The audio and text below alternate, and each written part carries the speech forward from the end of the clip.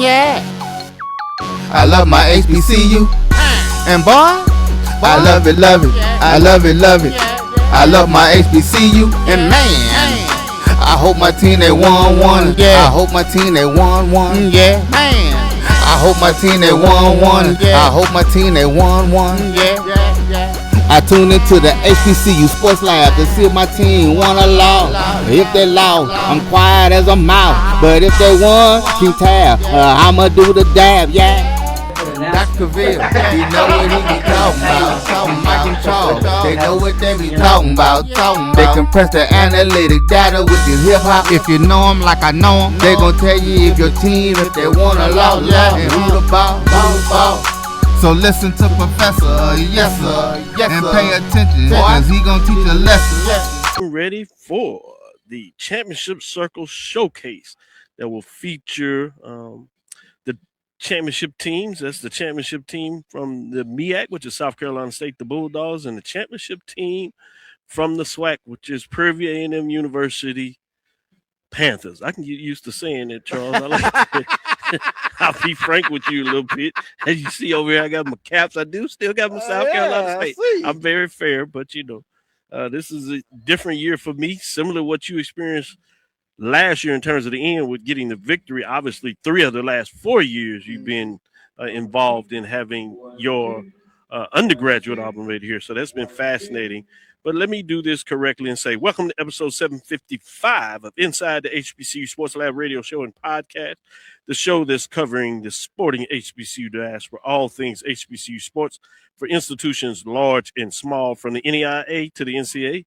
We share insights and information on the HBCU sports culture, HBCU athletic aesthetics, to facilitate the story of HBCU athletic programs and the business of HBCU sports. In short, we just call it the HBCU sports pedagogy. I'm your host, Dr. Kenyatta, Cavil, along with my co-host, Charles Bishop. We're filming from right here, as I said, in the College Football Hall of Fame in Atlanta. That's Atlanta, Georgia, the ATL, various names that they call it, straight down from the Omni, where the two teams are hosts here for, again, the Championship Circle Showcase. How are you feeling, Charles? I know you had some extra duties that you've added this year than in the past. So how are you feeling with all that being said? Doing well. Of course, moderated the Band of the Year press conference. Band of the Year showcase is tomorrow, where you take a look at the Marching 100, Florida A&M, and Southern's Human Jukebox, as well as Miles College Band, as well as Fayetteville State University's Marching Bronco Express. So looking forward to that tomorrow. But I mean, so many festivities going on. You and I were at the opening reception last night, but I think, you know, it's truly a bowl experience. Everybody really nice, which was over there at the Coca-Cola World headquarters, and they spared no expense. Really nice for the players. They enjoy the head coaches. You know, the whole head coaches kind of drive them crazy a little bit because they just want to practice, play a football game. But hey, it is a bowl game. It's official. So for everybody else, particularly the players, which they're not against, it gives them an opportunity to be celebrated. For us, it's a good chance to culminate the year in terms of how we kick things off, really going back to the summer with the SWAC Media Day. I got to go into the MEAC Media Day. Some of our colleagues with the SIC and CIAA Media Day. Obviously, SIC had the long run in the playoffs with Albany State. We're seeing what that means for coaches there in terms of folks are interested in interviewing them. It's carousel season. Yeah, so that starts to take place. So that's fascinating. But what are your thoughts anytime that you get to come into the College Football Hall of Fame? I mean, this is a cathedral of sorts if you are a college football fan.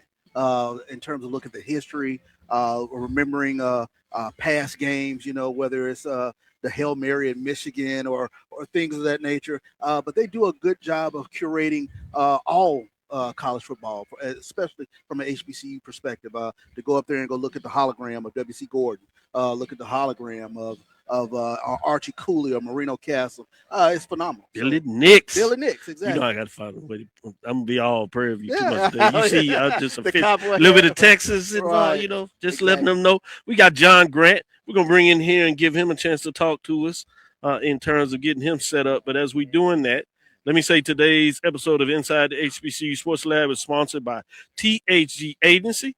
THC Agency is a company that provides sporting, educational, consulting, and data analytics. And we have none other than Mr. John Grant.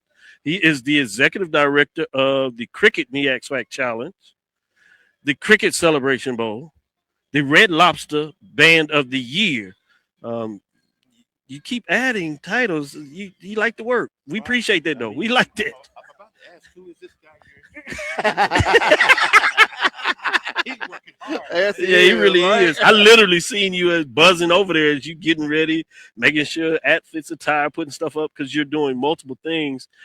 I appreciate the fact, as somebody in the executive director leadership role, it's not necessarily something you have to do. You want to make things are in place, but you see it as important to make sure that your hands on a lot of things, that things are done right, but also sharing a vision from ESPN from that perspective, but also you as the leader, executive director of this, about a cultural experience that you want to make sure that the coaches, players, ADs, presidents, chancellors, and fans are about.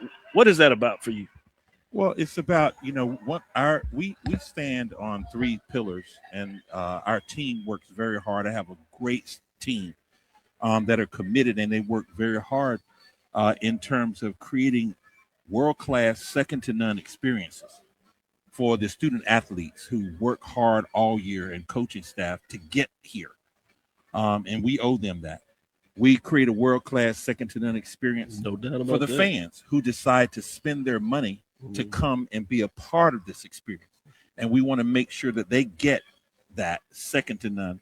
And finally, a world-class, second-to-none experience for the viewers, people who invest their time to watch. That they're getting a great experience as well as this content is produced and delivered to them. I appreciate you sharing that from that holistic perspective. From that, I'm gonna ask a follow-up question. I'm gonna ask Charles, colleague here, to jump in here and talk about that. My follow-up question is: this is the 10th year celebration. We've had the fortune being rewarded with the opportunity to cover this, and we've been here for all 10 years. Unique because at the very beginning, both Charles and I, Mike as well, talked about the fact that, we wanted our teams here, meaning our institutions here. And you've said from the beginning, this is not something you give away. You got to earn your way here. Charles got the experience 3 of the last 4 years. And finally, Texas, as you might be able to tell a little bit, there's institutions. I know, right? Would not have known. Now, I've known you for years. I've known him for years. I have never. Yes. When he came in here yesterday, sporting his 10-gallon Texas-sized cowboy hat, I said I knew something was up. I knew that something out of Texas was happening. Yes. Cowboy Yes. boots There's this, right. I would say little institution, but it's huge now, over 10,000 students. A founding member of the Southwestern Athletic Conference that for many folks there that understand their history have gotten back to their winning ways. We're in the College Football Hall of Fame. Billy Nix and the Prairie View Panthers are upstairs in terms of that. And so for some folks, we're talking about, the father has come home. So this is just the next step in the iteration for a lot of great programs in both the SWAC and the MEAC. But I would not be myself if I didn't get to share that. But the point that I wanted to get to is ask you about this 10th year. How proud of you that this event has made 10 years. That's a decade. Any event, they talk about small businesses, and I know this is not small, but small businesses, usually if they can last 3 years, it works. But this is 10 years, and it continues to move forward. What are your thoughts on that? Well, anything that you have, as you just referenced, that makes it to 10 years, that's a significant milestone. But what I'm most proud of is how people have really adopted this philosophy of a national championship. Yeah. And that they've sort of embedded that in the Cricket Celebration Bowl. Yeah, absolutely. We could not be more proud that at the beginning of every season, in both conferences, during their conference media days, football media days, every coach to the person says that their ultimate goal is to get here, get to Atlanta, to experience what you see here in the College Football Hall of Fame with our Champions Circle Showcase. Yeah. And the ultimate prize for any coach is to be able to get the red jacket Yes. that Yes. TC Taylor will be endowed with tonight. I saw him earlier. because of he his- told me personally he couldn't wait to get. But we've heard various coaches say that over the years, that while it's extremely important to win it, but that little piece that you added about the champion jacket really has resonated with the coaches. We see Coach Buddy Pugh out there with his jacket on. Absolutely. And the beautiful thing is that these guys, I mean, it's tough to win the Yes, sir. national title. Oh, It's tough to do the season, difficult to get here. absolutely. But we are honored to be able to to recognize them in a way that you don that red jacket, you receive a lifetime invitation back to the Celebration Bowl, and all of the events and etc. As a part of that, and what we get from it is that we get true ambassadors for this game, Absolutely. and that's Very what cool. they have, and I'm excited to see our players who say to their coach, I'm going to get you one of those. Yes. And I heard Jackson State say that last year, the players, coach, we're going to get you one of those, and they went out and got it. They did. Wow. That's Yeah. amazing. Charles, Yeah. please. Yeah, and I want to pivot to talking about the Red Lobster Band of the Year. We just came from that event over there, and I heard Professor Willie Snipes talk about how transformational that Band of the Year competition was for Miles College. But just talk about the experience itself and the bands that are coming.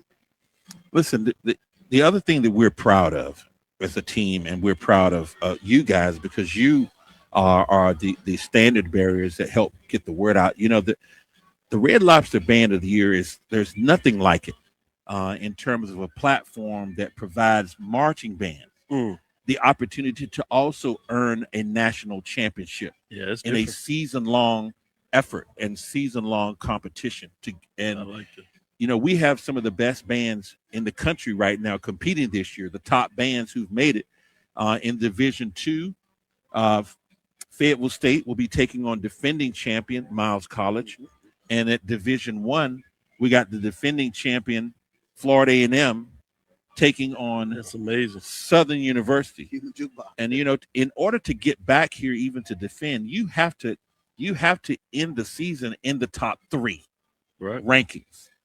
If you make the top 3, the committee believe that if you get into the 3, you have a right to come and defend. And both of those programs made it into the top 3.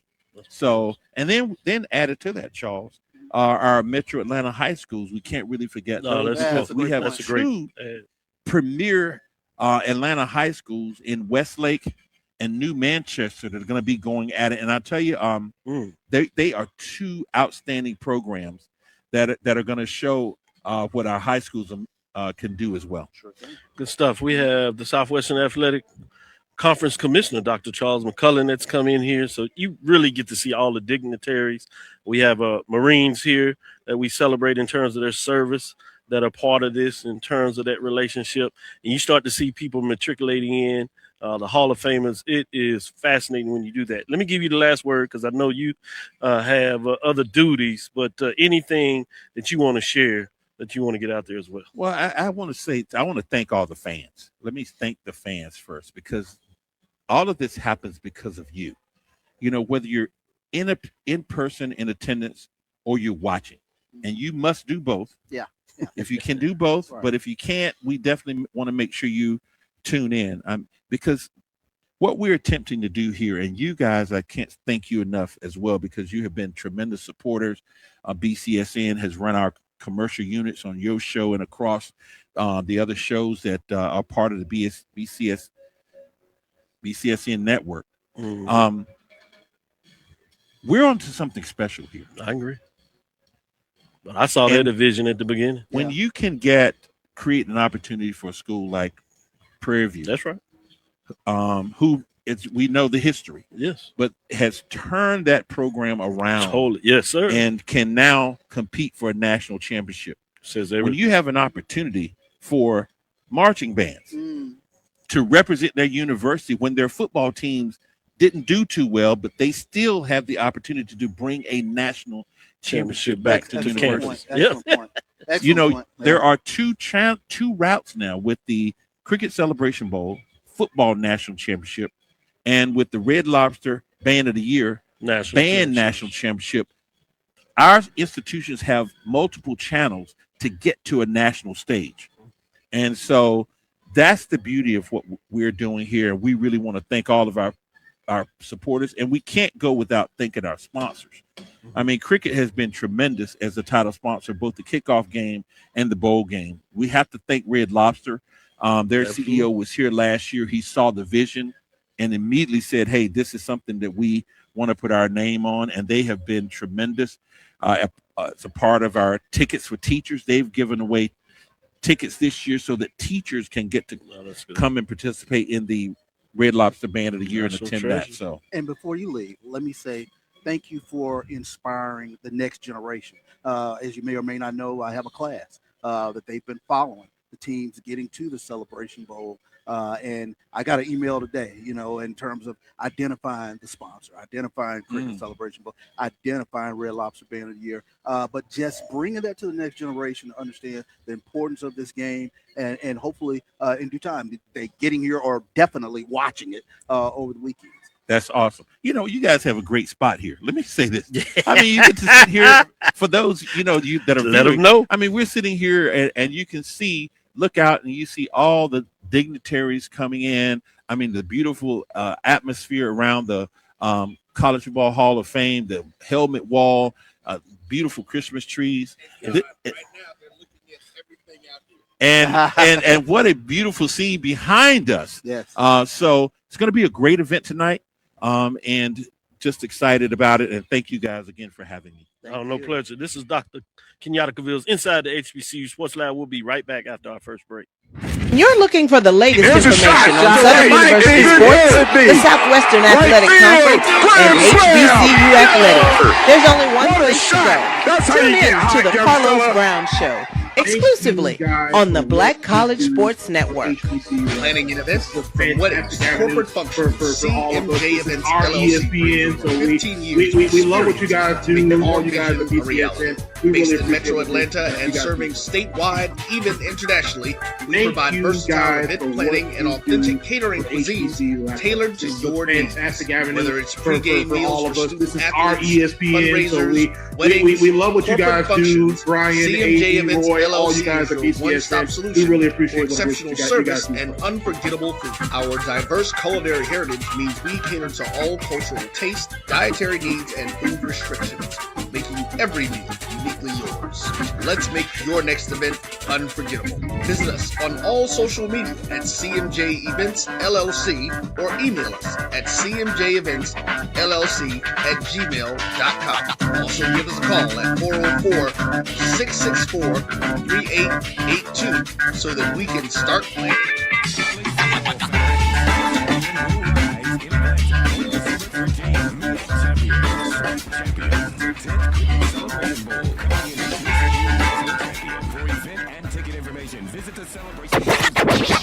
Since 2010, Empowerment Resources It's like a loop machine. More than 1,500 youth and adults into following surrounding communities. Programs journey into womanhood, girls mentoring, life skills for teens, and parenting education coaching. To get involved with programs, volunteer, or donate, visit www.empowermentresourcesinc.org. Follow us on social media, facebook.com. You're looking for the latest information on Southern University sports, the Southwestern Athletic Conference, and HBCU athletics. There's only one place to go. Tune in to the Carlos Brown Show, exclusively on the Black College Sports Network. It's never too early to plant the seed, to share the tradition, and instill a sense of pride in your HBCU with your little ones. HBCU Pride and Joy Children's Boutique helps you share your school spirit with a wide selection of adorable kids apparel and accessories officially licensed from your favorite HBCU.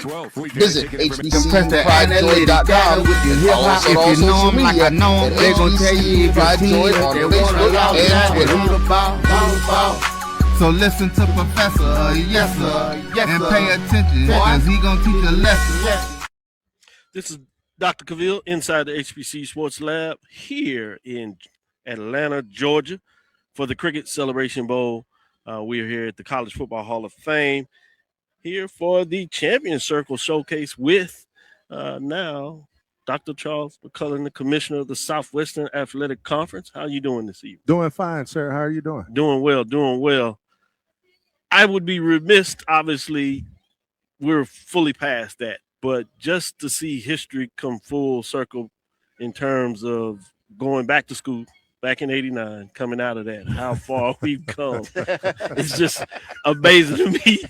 And I'm like, I remember when Charles first became athletic director at Prairie A&M University and how much you have accomplished on the serious side. Not just for one institution, not just for two institutions, now for 12 institutions representing HBCUs and specifically the Southwestern Athletic Conference with the presidents, chancellors, ADs, directors of athletics, VPs, as they like to say, some of them now, senior women administrators, a lot of folks that you are the caretaker of HBCU institutions. What does it feel like? Humbling. It certainly is a humbling experience. I did an interview a little earlier today, and I had to go back to those days of 1989, 90, 91, 92, relive the 0-80 losing streak. And,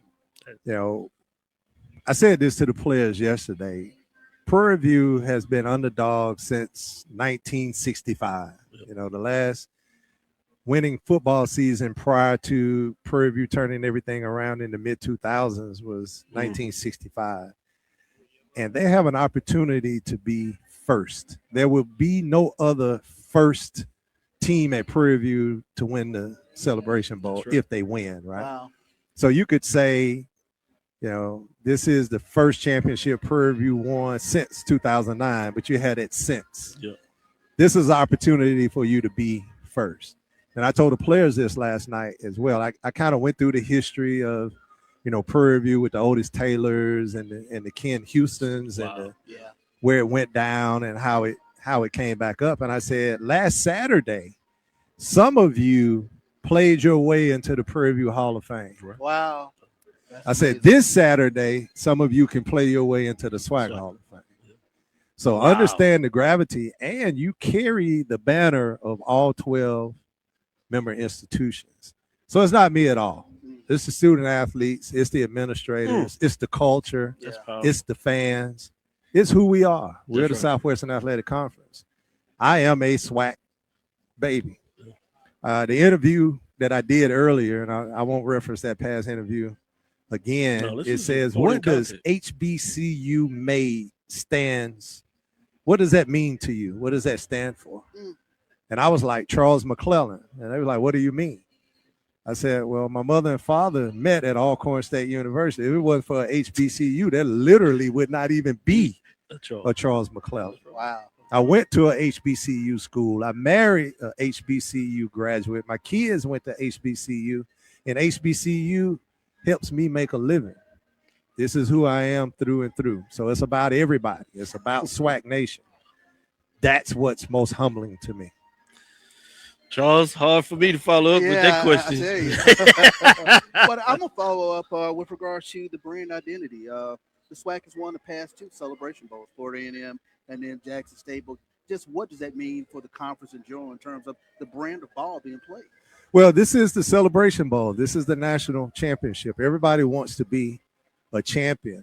But, SWAC fans swallow facts. SWAC fans follow SWAC. But the Celebration Bowl will open us up to a whole new genre of fans. And we get this opportunity once every year. And there's nothing like winning. There's nothing like associating with the winner. There are going to be potential student athletes, potential students. That's right.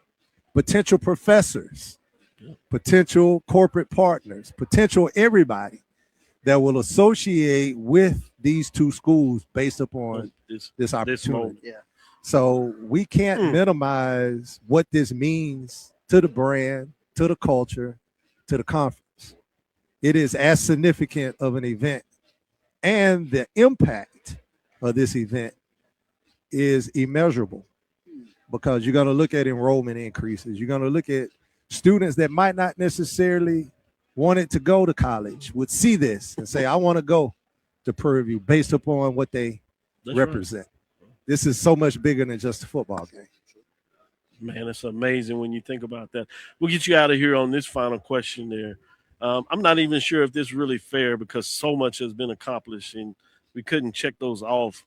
But I guess just looking forward, what are some of the things that you personally want to see get done for Southwestern Athletic Conference or HBCU sports in general? Well, clearly from a SWAC's perspective, we're doubling down on SWAC TV. It's an opportunity for us to kind of write our own ticket to wherever we want to go. Wow.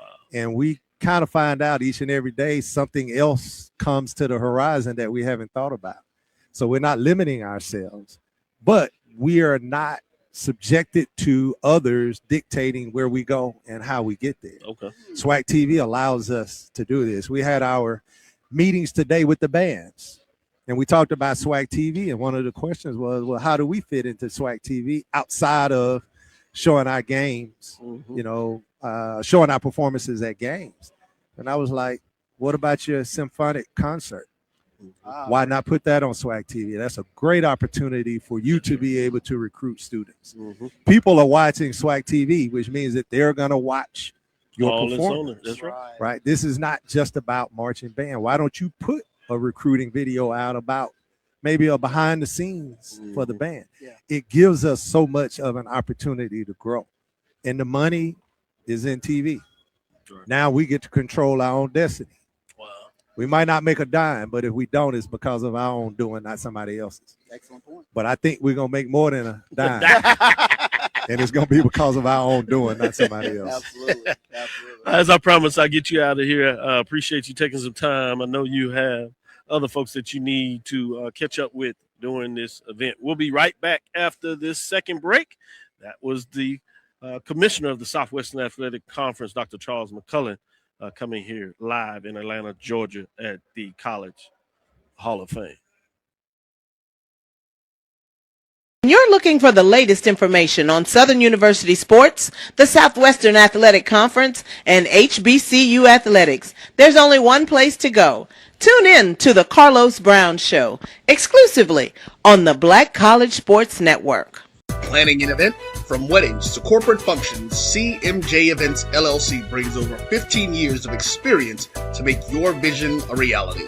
Based in Metro Atlanta and serving statewide, even internationally, we provide versatile event planning and authentic catering cuisines tailored to your needs. Whether it's pre-game meals for student athletes, fundraisers, weddings, corporate functions, CMJ Events LLC is your one-stop solution for exceptional service and unforgettable food. Our diverse culinary heritage means we cater to all cultural tastes, dietary needs, and food restrictions, making every meal uniquely yours. Let's make your next event unforgettable. Visit us on all social media at CMJ Events LLC or email us at cmjeventsllc@gmail.com. Also give us a call at 404-664-3882 so that we can start planning now. College football fans, a champion will rise in Atlanta on December 13th. MEAC champion, SWAC champion, the 10th Cricket Celebration Bowl, crowning an HBCU national champion. For event and ticket information, visit thecelebrationbowl.com. Since 2002, Empowerment Resources, Inc., a nonprofit organization, has empowered more than 1,500 youth and adults in Duval and surrounding counties through its programs Journey into Womanhood, Girls Mentoring, Life Skills for Teens, and parenting education coaching. To get involved with programs, volunteer, or donate, visit www.empowermentresourcesinc.org. Follow us on social media, facebook.com/empowerment.resources and instagram.com/empowermentJAX. For over 30 years, HBCU Image has been more than just an apparel store. We've been a movement, a statement, a legend. Compress the analytics, data with your hip hop. If you know them like I know them, they gon' tell you if your team, if they want to love and who the ball. So listen to Professor, yes sir, and pay attention, cause he gon' teach a lesson. Coach Chennis Berry, he is the championship head coach at South Carolina State. bringing in the Bulldogs for the second consecutive year for the Cricket Celebration Bowl. Coach, how are things going? All is well, man. We're just trying to put one foot in front of the other, man, and find a way to get better every day. Man, do you have a bad day? Yeah, absolutely, man. No, sir. You ain't got to tell it. You just say, no, boy. Man. You find a way to have a good day any day that you wake up and have another day. That's a beautiful thing. I just try to have the right attitude, man. I can look at the glass half empty, but I choose to look at the glass half full. That's a beautiful thing. I admire that in all seriousness. Joke with you on that. But talk a little bit as we get in there. I know you got preparation to get back with your teams, but just want to know, how do you feel about the team that's been able to come together? You had different transfers, some folks that come back, and, they had to find their way. But when it counted as they started building, they've gotten better, as you said, every day, which means every week, every month, ultimately winning a MEAC football championship, going undefeated, which they needed to do this year to get back here.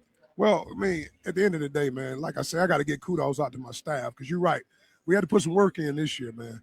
My staff, man, and we just got together, man, and just built on what we can do well, man, and find out our new team, because it is totally a new team, man. The guys, all in all, man, they start buying in, man. That's half the battle. Anything in life, man, when you get buy-in, complete buy-in, and guys believing in the process, good things start to happen your way, man. So, when you look at us, we kept getting better and better every week, to be honest, man. We got better every week, Started a little slow, and we had some tough opponents in our opening four. Man, we played the Gamecocks of South Carolina, University of South Carolina, man. We played University of South Florida, played a good Wofford team. Yeah. And so we started the season off, and then we got a chance to play, get the rolling, man. And I always tell our guys, you find out what kind of team you got in September. October, you start hitting on all strides. And then you get an opportunity to make it in November to remember. And I told them, if we make it in November to remember, we'll get an opportunity to play in December. And here we stay here on December. We'll get a chance to play December 13th for a national championship. Wow. Can't get better than that, Charles. Yeah, Coach, I wanted to ask this question in terms of this season. How was the journey different from 2024? New team. You know what I'm saying? It's a new team. When I first came in last year, obviously, I had a sprinkle of some of the guys that were left over from the last regime, sprinkle of my kids that came from Benedict, and then a sprinkle of some newcomers. So we had to put it all together and, like I say, take over a program that traditionally had won in the past. I had a couple down years prior to me coming here, but getting the guys to believe, that's half the battle. But this team is totally different. I mean, you're talking about we only returned one starter on offense and then two starters on the defense, man. So this was a yeoman's work, man, to try to get this thing together as a staff. And I'm just proud of where we are today. But the journey's not over yet. We still got to find a way to go 1-0 one more time. Absolutely. With that being said, get you out of here on this question, but wanted to talk about, I heard you say this before, and it resonated with me. Just an old ball coach. Yes, sir. And you've got it out of the mud, and I agree with it. Said that in true ways in terms of I've had the luxury following you as you come up, really, assistant coach, O-line coach, getting your chance at the head coaching position, and then really showing why you sought that opportunity, literally in terms of rewarding Benedict as they rewarded you with multiple championships. Absolutely. And then for us, the next opportunity is the next level, That's FCS. Right. That's right. And it happens to be right there still in the state of South Carolina. That's right. South Carolina State, a very proud program with a lot of history. Absolutely. They bring you on board, give you the opportunity, and you reward them back. Absolutely. With your teams and coaches with a championship. Absolutely. And you continue to do that. Talk a little bit about that journey, and not necessarily for you, because I know you talked about this as part of your ministry, but also being able to live in a legacy where you can show everybody, if you just keep pushing forward, put one foot in front of the other, if you would allow me to use that framework, right? Nothing is promised, nothing is guaranteed, but you do some of the things that are right. A lot of the things are right. You never know where that opportunity comes. And when you get there, find a way to make the most of it. I think you exemplify that. And I wanted you to tell us, the next generation, as being, as you said, somebody that comes from the HBCU sports and understanding, rewarding HBCU sports for pulling back into you all the way through to this very moment. Man, I appreciate that, man. That was really a true testament to who I am, man. I truly believe in bloom where you plant it, man. Be where your feet are and be the best you can be in where you're at. If you're the best you can be in where you're at, good things seem to happen, man. People don't really know this. I never had an aspiration to be a head football coach. Not at all. I just wanted to be the best assistant that I can be. And as I kept growing in the profession and just kept, putting my foot to the ground and just keep grinding, people start seeing something in me. And I've always had leadership qualities in me. I've always been in leadership roles, but I never had an aspiration to be a head football coach. I knew it was in me. My dad used to share with me, it's time for you to become a head football coach. I said, in God's time. It's not in my time. In God's time, I'm going to continue to be the best O-line coach, be the best offensive coordinator, be loyal to the head coach that I'm working for, and be a great Indian. I truly believe if you're a great Indian, the good Lord will bless you the opportunity to be a chief one day. But you got to be a good Indian, man. Yeah. So all in all, I'm just grateful, man. I sit here today just grateful as I look at my young staff, because I have a young staff. I look at my players. This is truly a ministry, man. When I get a chance to impact young people, man, and I tell our players, I coach the whole team, but I truly coach the coaches, man, because I want to see the next generation of coach just do the same thing and take the same track. You don't have to jump to these big jobs. Be where people want you. All right, be where people want you, man. And you can make an impact in young people's lives. I get a chance to 105 young men every day. Coaches, 15 coaches, to be able to impact their lives every day on how I dress, how I speak, how I interact, my energy, how I move, how I try to be positive. And again, I tell them all the time, man, the players, this game will end one day, man. You're going to spend more time as a father and a husband than you will as a football player. And as they sat today, man, we had an opportunity to this HBCU NFL initiative today, man. Yeah. And to hear those guys that, stood on the stage that, former NFL players that are now, some of them are working in the NFL, some of them are fathers, some of them are husbands, and they explain to them guys, man, this game has an expiration date, man. Yeah. So it's so important, man, that if I got an opportunity for 4 to 5 years to impact these young men's lives, I'm going to do all I can to change their lives for the better. Great update, and so truth in terms of who you are. I promise to move forward, but I'd be irresponsible, I talk about that, in terms of Omega Psi Phi fraternity. I thought it was amazing and so in line in regards to the national headquarters, recognizing both head coaches that are men of Omega Psi Phi. Fraternity Incorporated. Uh-huh. Let's make sure you put all that in there. Talk heavy. Absolutely correct. Yeah. And the fact that many people talk about this as the Q Bowl because of how proud they are in terms of you all making it here and showing the light in such a positive way. Mm-hmm. What does that also mean to you? Because I know I've seen just in our meetings how proud you are of being a member. I just try to live my creed, man. It's all about, living our cardinal principles. I don't talk about it. I don't always have to wear it on my chest. I live it every day. I live our cardinal principles every day. And I get an opportunity, like I say, man, it starts with manhood. You got to be a man before you get anything else. You know what I'm saying? And I get an opportunity to, be a man in front of the guys that I get a chance to impact every day, man. But, to see this game, this kind of, like you say, it's broadcast as the, two men of the greatest fraternity in the world, Omega Psi Phi Fraternity Incorporated. I just, like I say, man, I just want to live my creed. Congratulations to Coach Jackson, man. He's done an outstanding job, in leading young men at Prairie University, man. And I try to do my best in leading young men at South Carolina State University. It should be a fun game on Saturday, man. Can't wait. Looking forward to it, man. And we're going to put the best product we can put on the field and see if we can find a way to accomplish the mission. I look forward to it. I tell you what, Coach, if you get a chance tonight, if y'all could just hit one of those chants, man, I want to tackle somebody after hearing you give one of those mailman got to go work. Oh, my goodness. Mine is the fly. Sledgehammer. That is back in the Hall of Fame. Exactly. But I wanted to add this because you talked about coaching 105 men that you get to influence directly.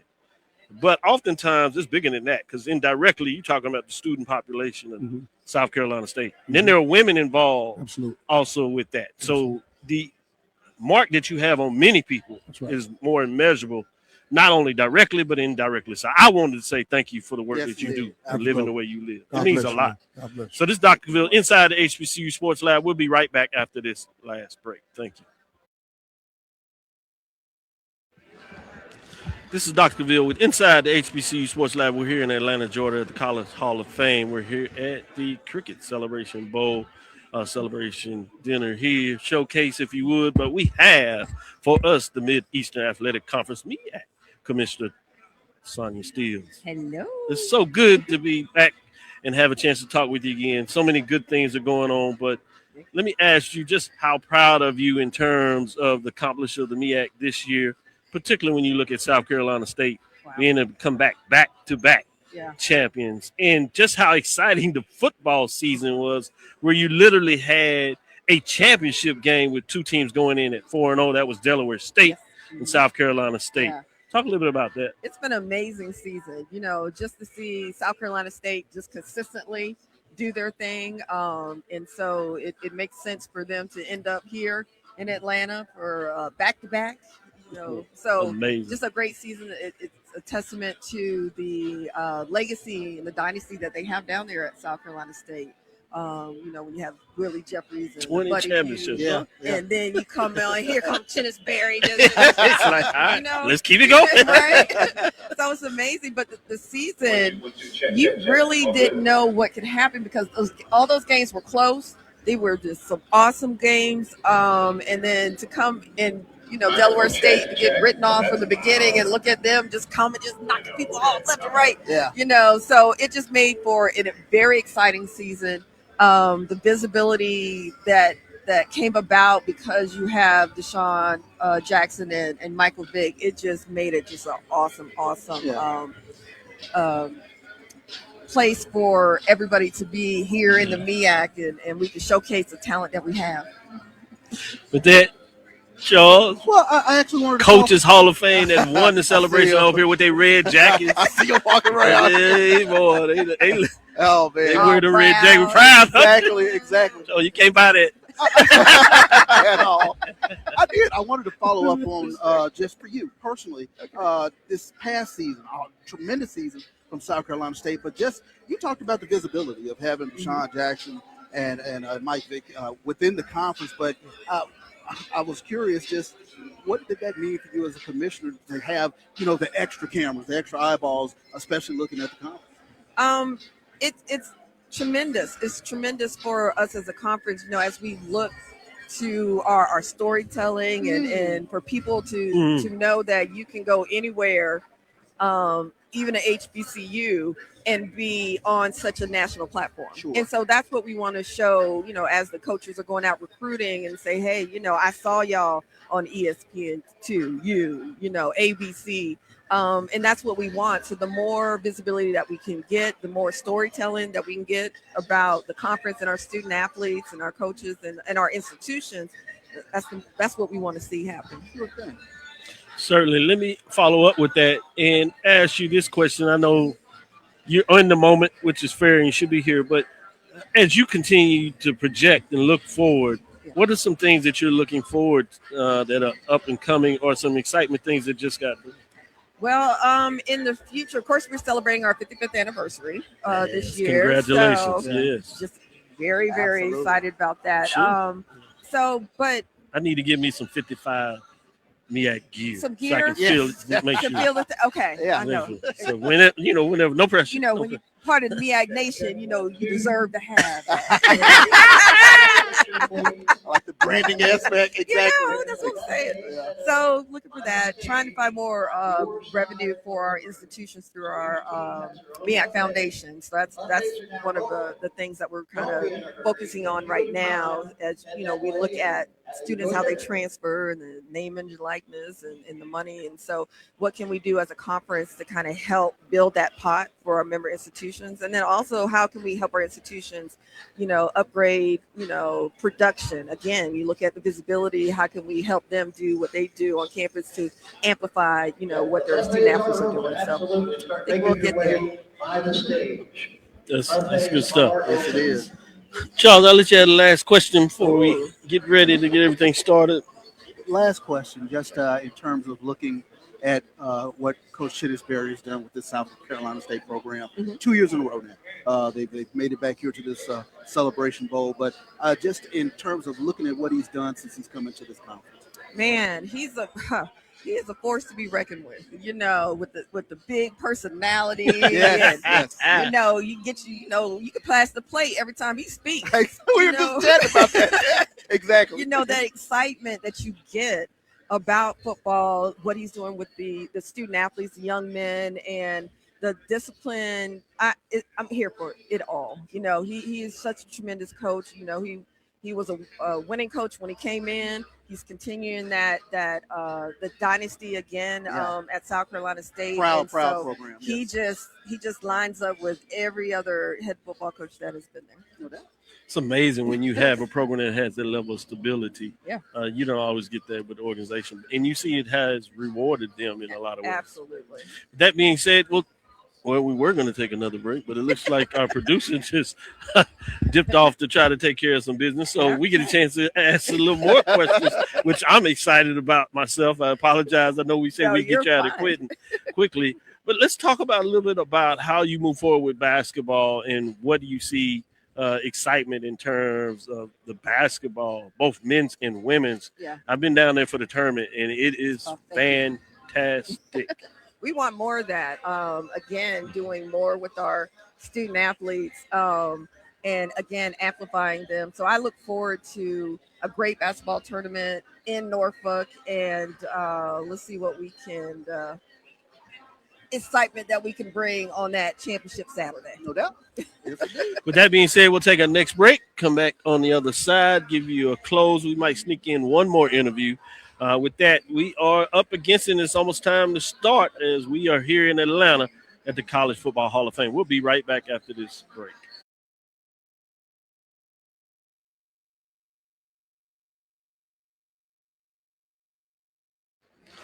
Dr. Cavill's inside the HBCU Sports Lab. We're here with Coach Tremaine Jackson, head football coach, championship head football coach of the Prairie A&M Panthers. We're here in Atlanta, Georgia. That means we're here for the Cricket Celebration Bowl. Coach, I guess the first thing is I have to ask that. How does it feel to have, meaning that you've won a Southwestern Athletic Conference and now playing for a national championship in the Cricket Celebration Bowl? Yeah, I think it's just always good to be playing this time of the year when it's cold outside and in December. Man, we expected to be You have here. a lot of experience with that, Coach. Yeah, a lot of people have sprayed the pads down, getting ready for spring ball, and here we are still playing. Really just something that we expected to be doing, regardless of what others thought. We knew we had the opportunity to be here. And so for us to win the SWAC and our kids get an opportunity to stay together for another week, it's an awesome situation. I did this with Charles, and he talked about what he told the team. You gave me an idea that he talked about it, and he really, obviously didn't tell everything, but he gave some real deep insight in terms of the building blocks. Yeah. I want to ask that. I know you don't really talk about yourself personally. It's always about the team, the coaches, which I love, which leaders do, right? But I would be remiss if I didn't talk about the fact that your history, and it goes beyond when we first met, and I saw the growth there. When you got in this business, started and just put the work forward. But in a lot of ways, a humble beginning yourself. And now you're on the national stage with your team. Talk about the work that you put in there. And this is not necessarily just for listeners to hear it, but you have an opportunity to mission, as you also talked about, to players. But now it's to the next generation. Charles spoke about this earlier. And it's for those that are coming behind you, whether it's football coaches or players or individuals that just may not have everything in their background, but understand that if you keep working towards something, oftentimes you'll be rewarded. Yeah, I think, the biggest thing I've learned is it'll work if you work it. My grandma used to say that a long time ago. It'll work if you work it. We had a plan. My first job at A&M Kingsville in 2006, 3 games into the season, we were fired. Wow. And so I was a very young GA, didn't make any money. Man, the dude came in and said, man, they just fired me. And so I'm like, man, I don't even know if this is what I want to do. It worked like that. Yeah, I've been coached 3 games. Were we that bad? Well, we get fired. And so we just, man, there's been a calling on my life for a long time. A lot of people other than me identified that until I could realize that was the situation. And so we talk very confidently about it because of the calling that's on our life. And so, man, I tell our players all the time, if you don't see it before you see it, you'll never see it. Wow. And so we've been seeing this vision for a long time. I wanted to come back to HBCU. I was on the other path. People told me not to do this.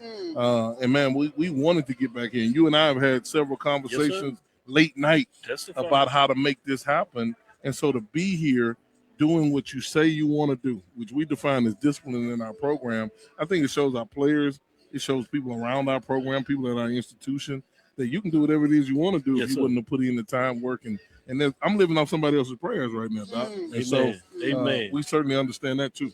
Sure. Yeah. Charles, go ahead, please. Yeah, Coach Jackson, and I wanted to ask this from a standpoint of you guys are a tremendously close-knit group. Like you saw that with the celebration at the SWAC Championship, but just looking at you guys from afar, I've had an opportunity to call a couple of your games, but you guys are a very close-knit group. What fostered that? Yeah, these guys pledged Panther. You know, It really did. We had HBCU, man, with fraternities and sororities all around, and how do you get people to come together? You put them through something, and people, these guys have been through it. And I always tell them, you don't need me, you don't need us as coaches. All you have to do as a collective is make a decision, and when the collective makes a decision, then everything moves like the collective wants it to move. And these guys have done that, but they didn't do that on their own. They had to go through something in order to get off on the other side of it, man. And so really proud of my coaches. We got in here in January. It was rough. Yeah. It didn't always look like suits and ties and gummy bears and butterflies around here, man. These guys they talking about take me through there. These guys been through that. And so those guys that are still here, I think they're very humble and grateful, but they enjoy one another, and they think about the times that they're going to spend with each other in the future, and how they're going to be great alumni of Prairie View A&M and come back and give back what was given to them. And that's what's important to us. That's wonderful. Coach, we're about to get you out of this. I know you got important things to do. Gotta eat. Gotta eat, Doc. Yeah, you got to eat. Time. But I wanted to ask you a little more about that in terms of being in the HBCU space after being outside of it, and the importance for you to have an opportunity to build a legacy, give back, and continue to build with poured into you at various levels at various times. Why was that important, particularly at this time in this space right now? I think in society, man, we're going through a lot, and our young men and women don't know how to deal with it, and they might not have enough success stories in front of them. And so we wanted to come back and definitely be a blessing on it. A lot of folks that look like me blessed my life. A lot of coaches that look like me gave me things, man, that I couldn't even begin to pay back. And so we wanted to do it for somebody else. And we've been able to do it all over the country, but there's nothing like doing it with the pageantry and the surroundings of historical Black colleges, university. And, Doc, on the other side, I wanted to prove that we can coach. That everybody over here, because we're known on the other side of the tracks, as they say, we can coach everywhere. Yeah. And I'm not just talking about Tremaine Jackson. I'm talking about the Chennis Berrys and the T.C. Taylors and the Trey Olivers. And these guys are good football coaches. Yeah. And I wanted to come compete against good football coaches and prove that we're good football coaches on either side of the tracks. Absolutely. And so hopefully we've been able to shed some light on that. I think you have, and you certainly have done us all proud. And I just want to say again, personally, thank you. Not just in terms of where this team is taking me on this ride, but in terms of the friendship that you allow me to be at a certain level, to be on that ride, more than just a fan, but intricately involved. So I appreciate that opportunity. Appreciate your friendship. Appreciate you. Charles, we appreciate you too, even though you're a Jackson State guy. I know who you are, man. I would be remiss if I didn't do this, because I did it for Chennis Berry, and I know you're a proud member of Omega Psi Phi Fraternity Incorporated, because he made sure I added the last part. I was going to say it. I just, let me get my show out. He got excited. But I wanted to acknowledge Omega Psi Fraternity, the national organization, in terms of what they did. I think when our institutions speak to that and are stronger and they represent that, that means something to me, whether it's the HBCU institution itself, as you say, going through a lot of other institution, organizations, fraternities, sororities, those national, the fact that they said this is important for us to acknowledge what these individuals do. And then as Roy was talking about, a lot of folks designate this as the Q Bowl because how proud are you of that fact? Man, I'm extremely proud of it. Omega Psi Phi Fraternity Incorporated is the greatest fraternity of all time, especially in the football space. we seem to have that on lock right now today as we sit here. Can't argue with that. Facts are facts. When it gets to media, I gotta turn the page, right? But I think Coach Berry plays at Savannah State. I played in Valdosta, Georgia. Man, we're sitting here in the state where we played. That's crazy. A lot of people coming up the highway to come see this game in purple and gold. Congratulations. And so it's really big. the Grand Bosselors. I thought the fraternity has handled this in the right way, with showing what good brothers do, not just and we got a lot of doctors, lawyers, scientists, but man, we got some guys that can coach football at a high level, and this is just two of many. We just happen to be the ones today, this week, that's playing in this game. But I'm extremely excited. I'm honored to be a member of the greatest fraternity in the world, and can't wait to throw up the hooks to the bros as we're coming out the tunnel. Because that's what you can do in HBCU that you can't do on the other side of the track. That's all right, Coach. That's all right. That's well said. That's a way to Yes, close indeed. it. We'll let him get back to it. Thank you for listening inside the HBCU Sports Lab. Make sure you share our podcast with your friends and colleagues. I am Dr. Kenyatta, the Dean of HBCU Sports, coming from inside the lab in the College of HBCU Sports with Mike Washington and Charles Bishop, with two of the members of the organization. Roy jumped in here, wanted to get a little film time, and he put in so much work. I want to thank you. Not Roy. Oh, that's AD True. I thought it was Roy. I saw the ball head. As I'm trying to close out here. Again, we want to thank you for listening to Octaville's Inside the HBCU Sports Lab with Mike Washington and Charles Bishop every Tuesday and Thursday, 6 o'clock Central Standard Time. As you know, we went an hour early to get this in, Sunday at 9 a.m., and we'll be talking about a champion this Sunday to let you know what that looks like. So be ready, Coach. Get it done. We'll be calling for an interview just to tell you how you feel. Come on. With that being said, we want to thank you for listening to Octaville's Inside the HBCU Sports Lab. We look forward to next Sunday as we discuss the latest news in the lab. Follow me, Dr. Kenyatta Cavil. That's Threads, Facebook, and Instagram. Inside the HBCU Sports Lab 1 on Facebook, Inside the HBCU Sports Lab on YouTube. Dream big, continue to move forward. We will talk with you soon. Charles? Of course. Lecture? Dismissed.